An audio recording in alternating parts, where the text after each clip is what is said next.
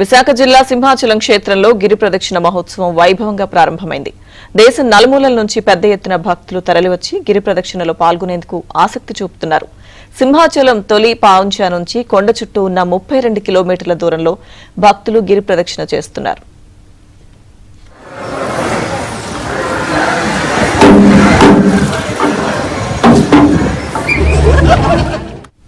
గిరి ప్రదక్షిణలో పాల్గొనే భక్తుల కోసం విశాఖ అధికారులు దారి పొడవునా ప్రత్యేక ఏర్పాట్లు చేశారు.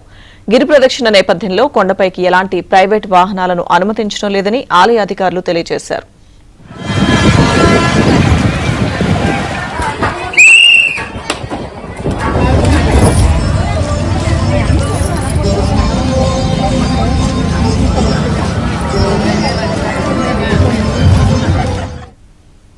ఇవాళ సాయంత్రం 4 గంటలకు అప్పన్న ప్రచార రథాన్ని ఆలయ అనువంశిక ధర్మకర్త పూసపాటి అశోక్ గజపతిరాజు, భీమిలి ఎమ్మెల్యే గంటా శ్రీనివాసరావు ప్రారంభిస్తారు.